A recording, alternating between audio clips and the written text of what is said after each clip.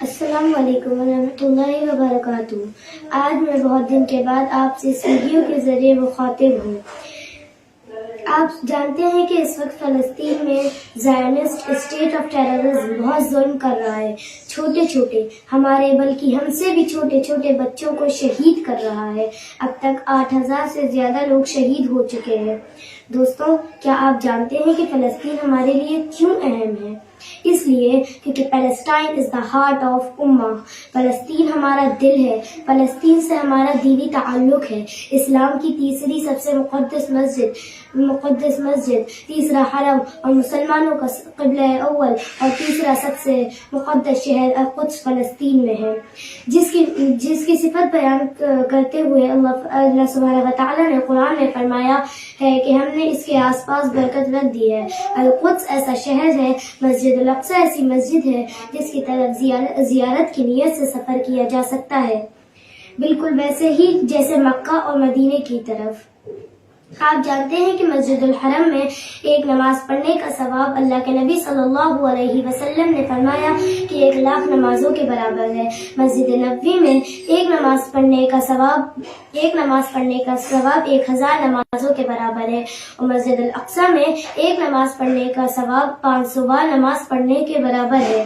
اور فلسطین پوری امت کا مسئلہ ہے، امت کے ہر فرد کا مسئلہ ہے، بڑوں کا مسئلہ ہے، چھوٹوں کا مسئلہ ہے۔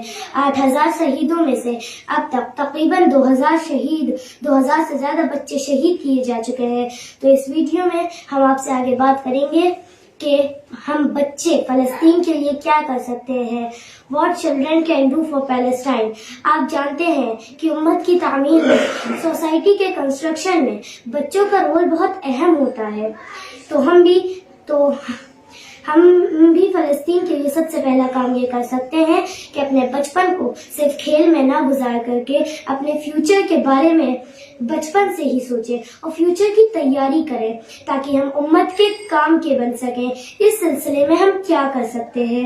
نماز کی پابندی کر سکتے ہیں، نفل نماز پڑھ سکتے ہیں، اور اسی طرح سے ہم فلسطین کی مدد کی نیت سے اپنی پڑھائی میں آگے بڑھ سکتے ہیں، ورزش کر سکتے ہیں، قرآن یاد کر سکتے ہیں، اپنے اندر قوت برداشت پیدا کر سکتے ہیں۔ اسی طرح ہم دعا کا اہتمام کر سکتے ہیں، اور ہم خرچ کرنے کی عادت ڈال سکتے ہیں کہ اللہ کے راستے میں کیسے خرچ کریں، اور پھر ہم اس نیت سے کہ فلسطین کی مدد کی جائے گی اپنے خرچ میں سے کچھ بچا کر کے جمع کر سکتے ہیں۔ پھر سب سے اہم کام یہ کہ جو ایشو ہے اس کے بارے میں ہم پڑھیں، اس کے بارے میں ہم نالج حاصل کریں، فلسطین کی ہسٹری پڑھیں، فلسطین کی آزادی کے اسٹرگل کے بارے میں پڑھیں، اور وہاں مومنٹس کے بارے میں اور وہاں کے لیڈر کے بارے میں ہم نالج حاصل کریں۔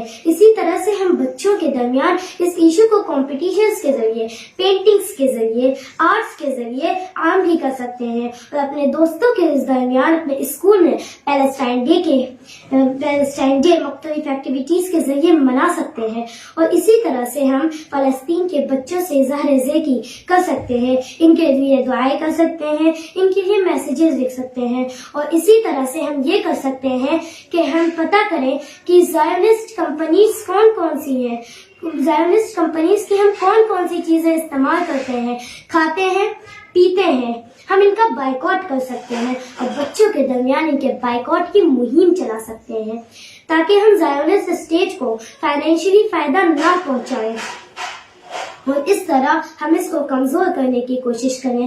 یہ تھا ہماری اس ویڈیو کے ذریعے پیغام۔